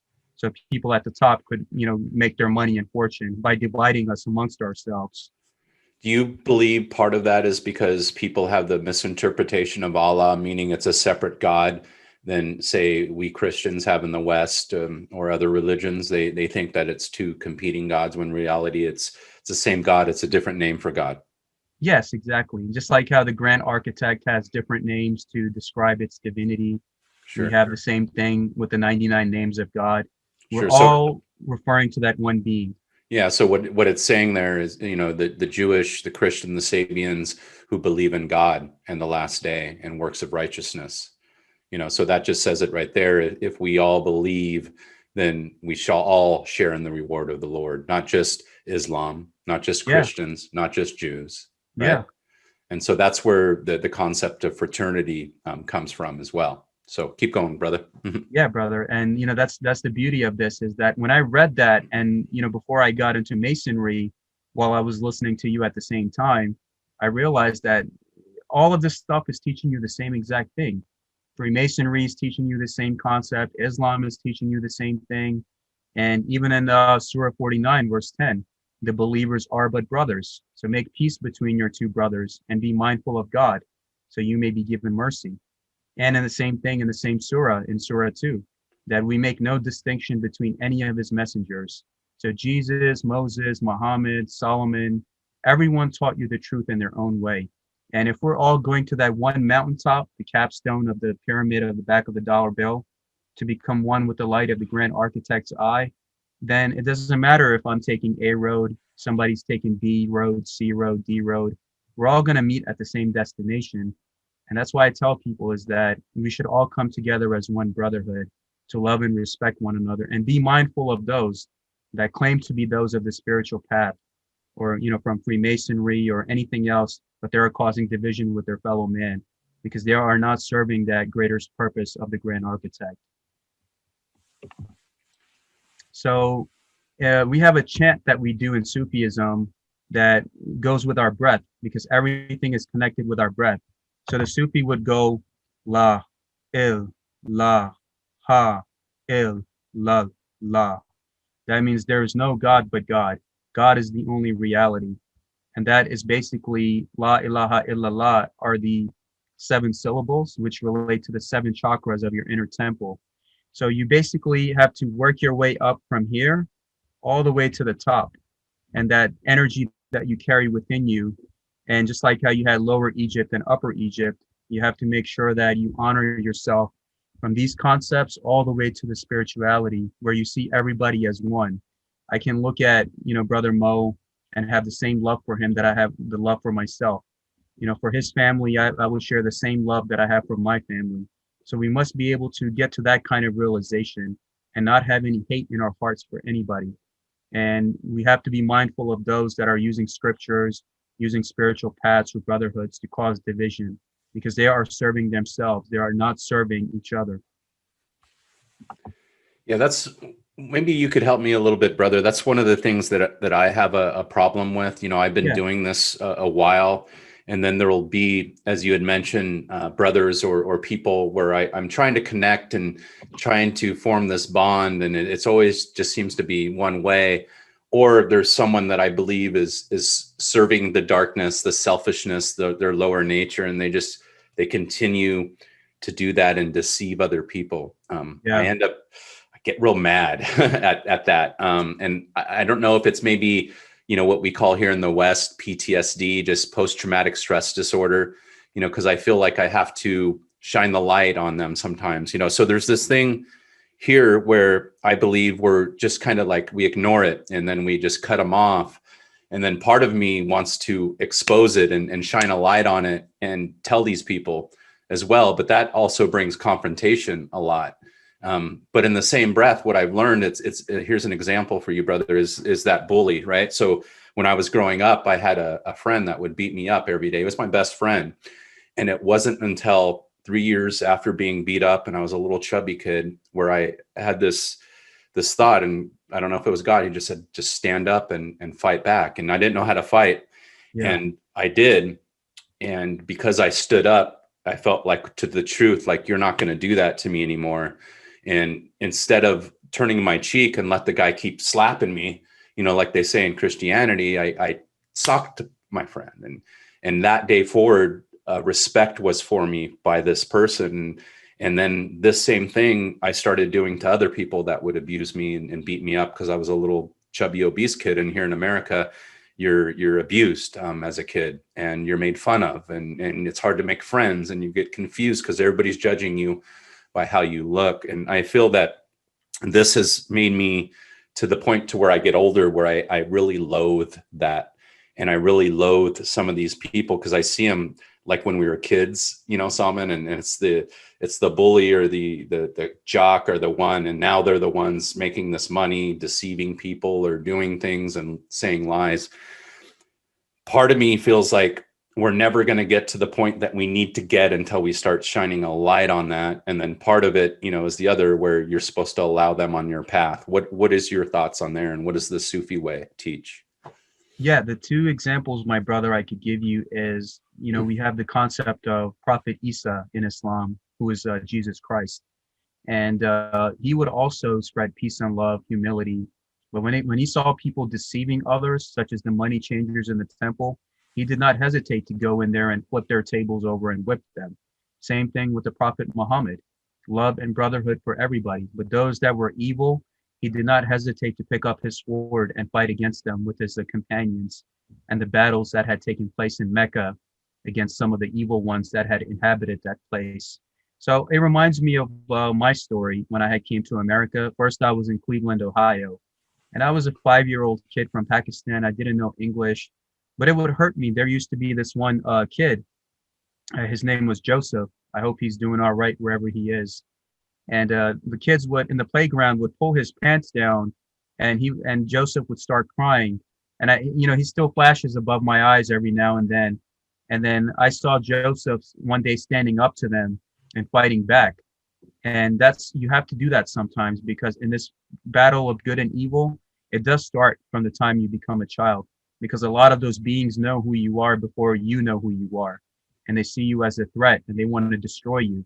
So always speak soft, love everyone, but when it comes time to flip tables over like Isa Christ did, then you have to be able to do that. You know, it's that balance that you must find within yourself to protect your daughters, your mothers, your sons, your families. So, and that's the concept of the Mason as well. The aspect of physical improvement also happens on the self-defense level as well. So the Masons who do that, you know, more power to them. We have to be able to defend our families and loved ones at all times against the beings of darkness that can occupy anybody or anything around you to try to demoralize you. It could even be family or friends that could come and try to destroy you. You know, it says that in Matthew, that some of your, you know, enemies could be from your own household. So we have to be able to stay strong and have that concept of forgiveness, but at the same time, when anything threatens our existence or the, you know, the existence of our loved ones, you must be willing to stand against it.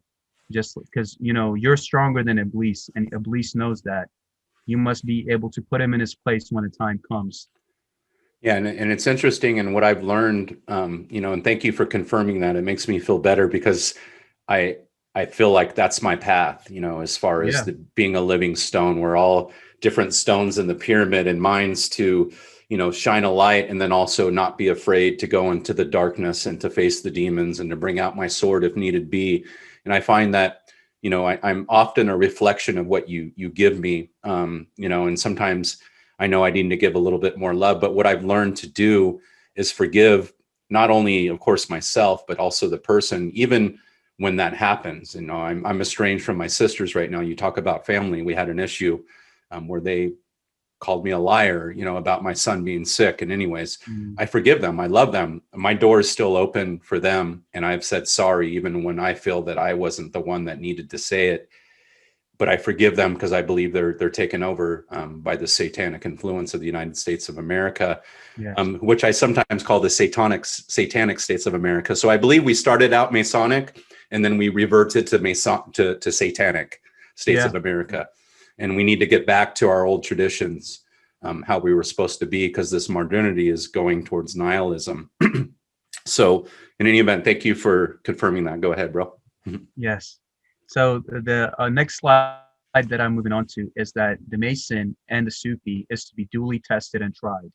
So on the left-hand side, we have the Solomonari, the wizards from Romanian mythology, who would come out, disguise themselves as beggars to test humanity. And anytime you would walk past them, they would ask you for money. So they would see, is this person who he really says he is, to relieve humanity when the time comes.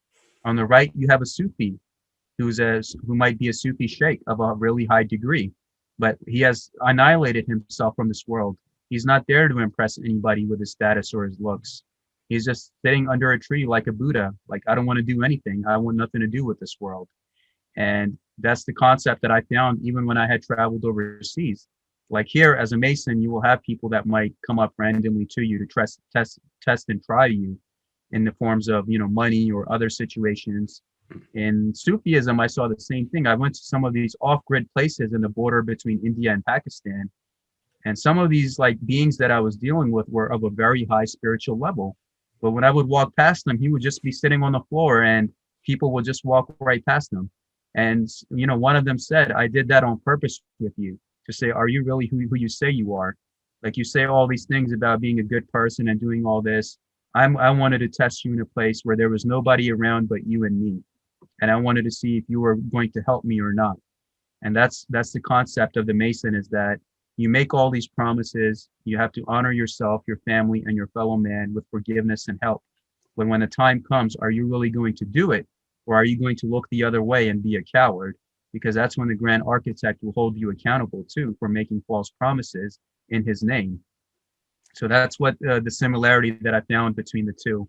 Sure. And what I want to add there is that, you know, what I feel is, now that I know this knowledge and I feel that I'm connected to the grand architect of the universe, I believe almost as if there's some type of bond or a contract. Okay. And I want you to explain this and again, I don't have any teachers or anybody that's teaching me anything right now. I'm trying to, well, there is, of course, right? But in any event, I go back, as I had said, I backtrack because I believe it's this world, my upbringing, this culture of United States of America, where I lose that sight and I lose my connection. And I feel like I almost like sometimes I fall back asleep for a couple days or a week or a month or 2 months. And then I start having issues,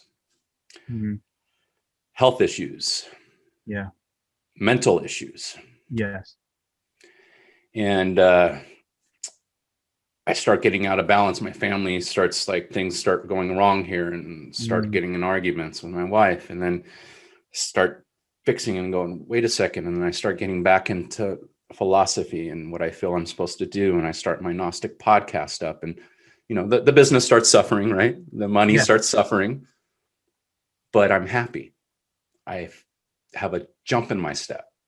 These ailments start going away, and I want to start working on what are causing them and my sins. And then my life starts going better and better. And then this world takes me back. So I'm constantly going back and forth to this. What are your thoughts there as far as trying to deal with this of going back and forth? I don't know if I framed that right or had the story.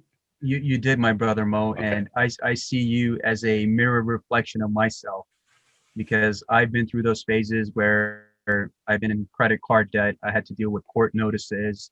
I was dealing with health problems and weight problems. And a lot of people who criticize Freemasonry said that Freemasonry is cursed, that when you start dealing with it, you'll have all of these elements that'll come in and try to destroy you. But that's, you know, the main thing is that you could even have that without Freemasonry. And you have to be able to confront yourselves knowing that every day is not going to be a good day in life. And what I do in my life every day is when I go to the park, I go meditate and feed the birds. I ask Almighty God, I know who I am, what I stand for, and what I need to do. Please continue to hone my positivity and conviction throughout all the good and bad times of my life, so I can honor thyself, honor myself, my brotherhood that put their faith in me, my family that puts their faith in me, so I can keep going for another day. And know that whatever lessons you want me to learn by being on the black tile today, I know tomorrow I'll be on the white tile. So that, you know, balance in Masonry that we must find ourselves in is the esoteric concept of finding yourself with a white lodge and black lodge mentality, you know, black tile, white tile. You have to find that balance and know that each day is there to teach you something, because you and I, my brother, would not be who we are if we hadn't dealt with the difficulties in our lives to shape us to the Gnostic warriors that we're meant to be. Definitely. Great explanation. All right, continue, please. So in Sufism, you have what we know as the Hafiz, which is equivalent to the worshipful master, the one who masters the work of the lodge and to honor himself and his brothers. So this is one of my nephews on the right-hand side here in the picture, dressed in all white, the color of innocence. He had memorized the Holy Quran verbatim, all 114 chapters, front to back, back to front.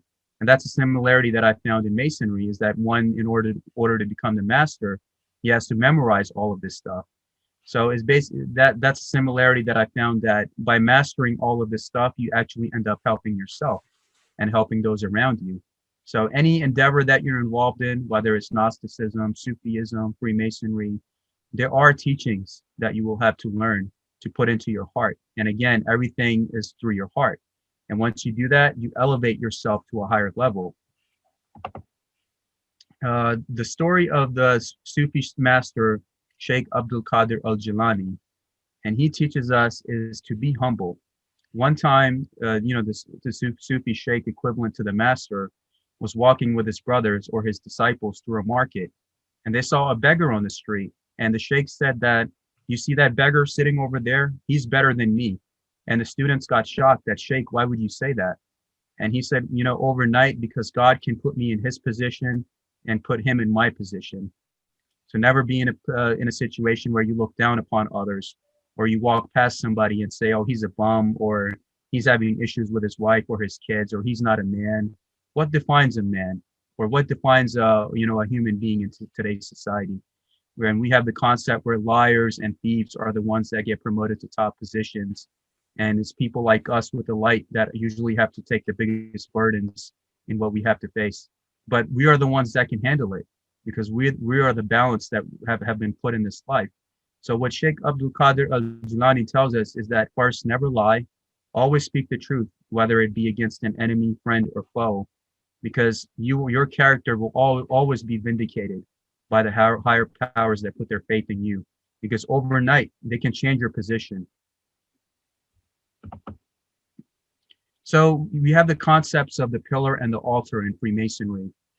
Not too many people know that the Kaaba, the holy city of Mecca in the East in Islam, Sufism, inside of the Kaaba, you'll have the pillars and the altar. And that's basic, and the perfect ashlar stone that you must become. So the Ka, which comes from ancient Egypt, is the aspect of your soul.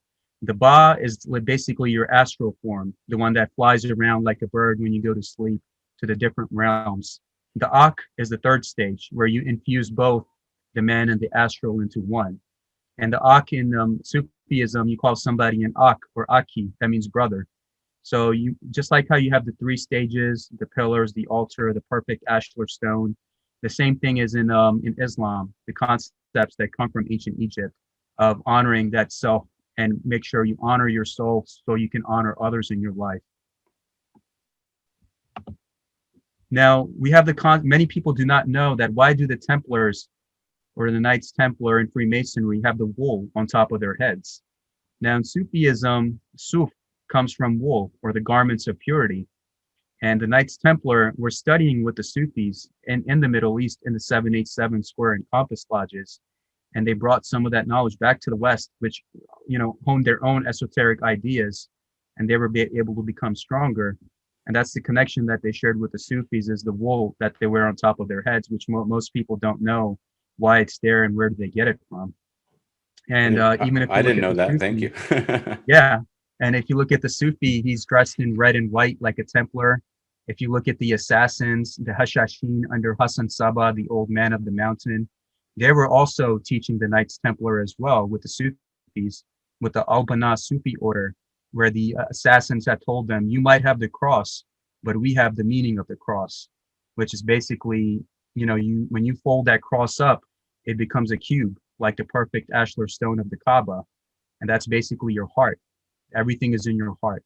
Christ, the path of Christ, Muhammad, Moses, Solomon, it's all inside of you. You don't have to look anywhere else to find answers. It's all within you, what you seek. So, what's interesting there, Salman, and I want to relate this to people that might be on the scientific route. And, yeah. Again, I sometimes go into sciences, they're finding out through DNA, that essentially we're all related and brothers and sisters, and, that we may have Moses within us, or, and Muhammad, or whatever it may be. So it's just interesting is that they had said this, that you could look within and connect to our heart, and then we can connect to God, and like Moses and our ancestors and so forth. So it's just interesting that when you do this, they talk about this in the ancient sense, and of course in the Sufi teachings, but also in science, we are connected through this DNA, which acts like the grand architect of the universe through the light. But anyways, go ahead. It's funny, Brother Moe, before I start with this slide, Sure. I did my DNA test back in 2016, Uh-huh. and I was born in Pakistan with a Muslim family, but my DNA came up Indian, Persian, Chinese, Japanese, Australian Aboriginal, and Alaskan Siberian Native, which is close to like the Native Americans here.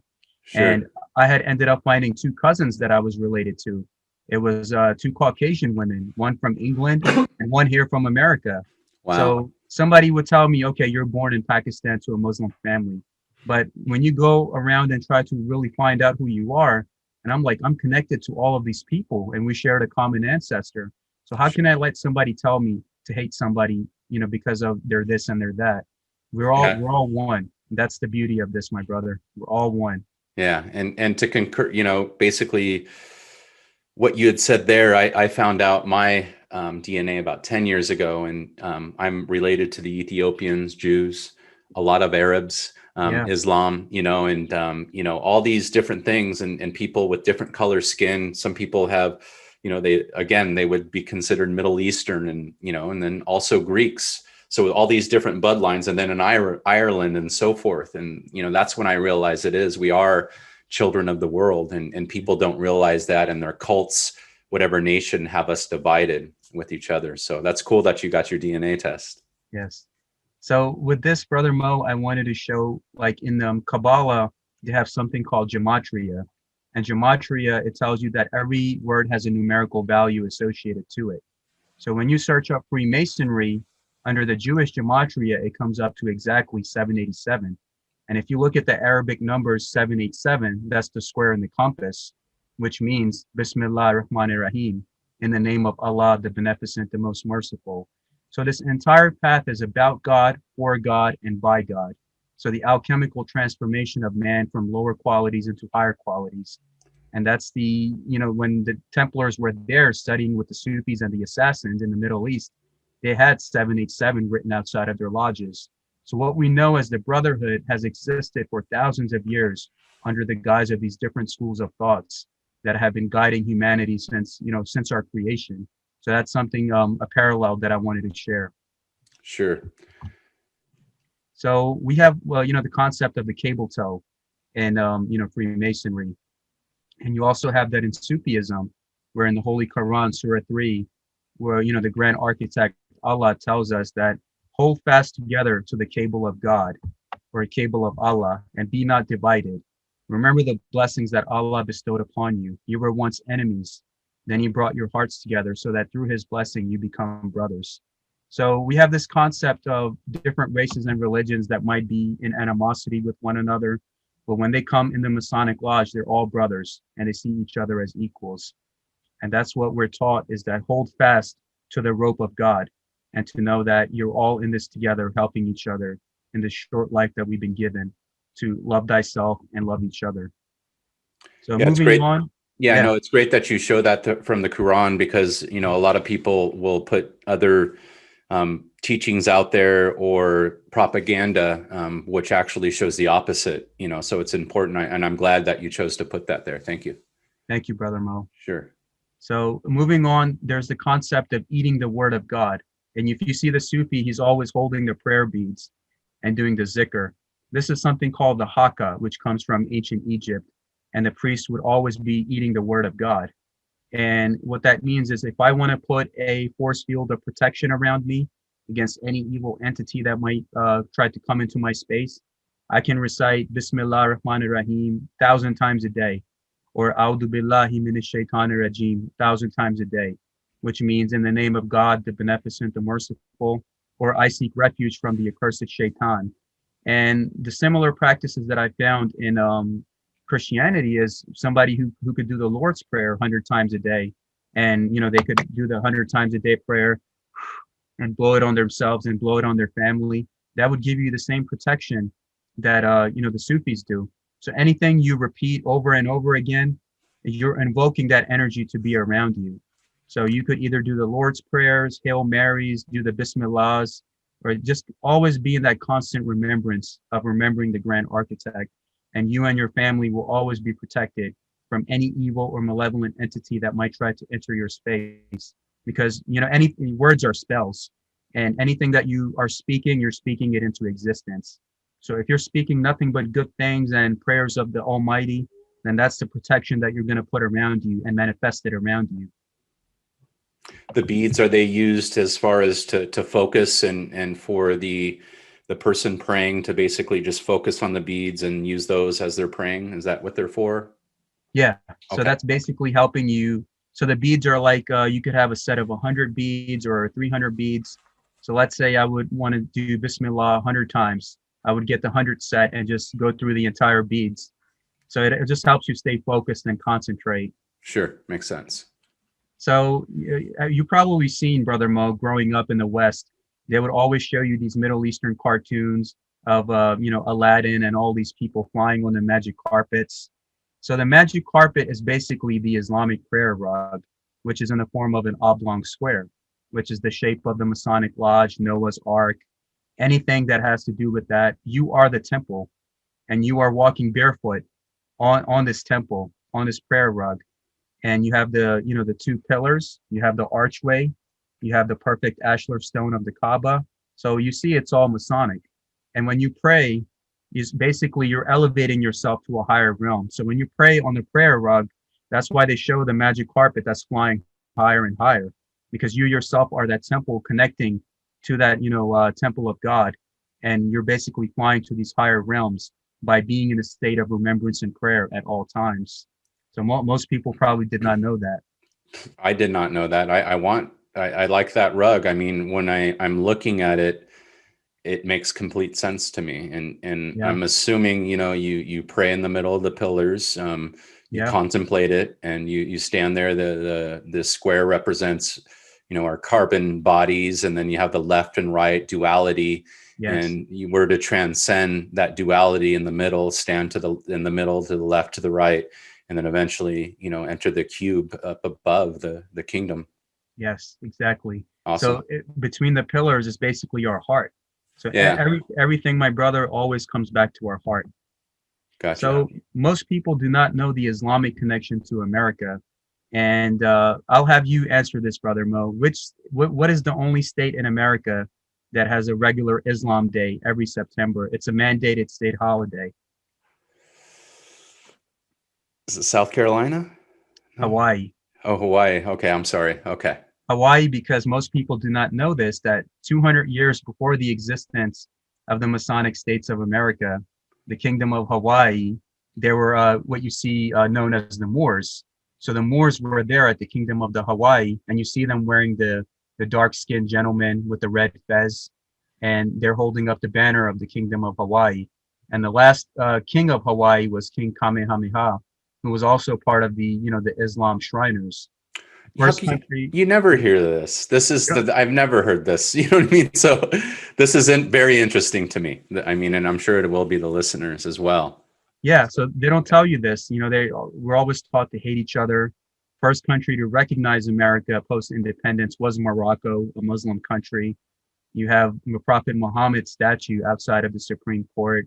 A lot of the principles that we share amongst one another with Sufism and Freemasonry, going back to the time of the Templars and the Assassins and the Sufis, we always been together since day one. It even shows you in the John Wick movie, the third one, that all of the underworld of the world were connected to this elder of the East, who's basically a Sufi sitting in the desert of Morocco, who was guiding everything. And when he says, "My son, why have you been so lost from me?" So my son, Mason, my son, because John Wick, the only way he found redemption was running for his life from the west to the east. And when he found the elders, he got his enlightenment and came back from the east to the west.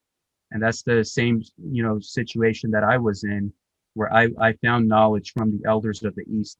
And it shows a lot of the hidden knowledge that your revised school history books will not teach you, because they don't want you to feel sympathy for one another or any connection to one another. But this information is out there. You know, if we shall seek, we shall find. Right? Yes, that's right. And Brother Mo, you know that in the American Civil War, when brother Masons were on opposite sides of the conflict, and when they recognized each other as brothers, they would spare each other's lives. In World War II, it was the same thing. They could be hostile enemies, but you know, that's what the exterior world knows, that these two are enemies, but behind the scenes, they're all friends. So the same thing in the Crusades, you had Saladin and Richard the Lionheart. They were both brothers, esoteric brothers of the same order. Anytime anything happened to Saladin, Richard would send help his way. Anything happened to Richard, Saladin would send his horses and physicians his way. So this concept of when we see, it's like the perfect example that we see, where you have these two sides fighting against each other on TV, and they want you divided, but behind the scenes they're all friends. So that's the concept we see with Richard and Saladin. They were always brothers. World War II, you had brothers on opposite sides. American Civil War, you had brothers on opposite sides. So this concept of this universal brotherhood is that sometimes we can't, the exterior world will see us on opposite sides of the conflict, but deep down inside, we're all together and we're all the same, trying to fight the same purpose through different realizations. And that's the reality that many cannot comprehend. Reminds me in Washington. Yeah, exactly. So even in the Scottish Rite, you have the degree of the Knight of St. Andrew on the left. and you see the knight and the green representing Islam. And on the right, you have the, the other degree, the knight of the east and the west. So this is basically telling you that be open to knowledge wherever you get. Most people just get clouded up in the esotericism of the West, but know that you can find light in the East as well. Don't neglect the East in your teachings and writings, and know that you must be able to learn from everywhere. That's the concept of not just this, but the double-headed eagle. You can't just look in one direction. Anywhere you get knowledge, absorb it, love it, and honor it.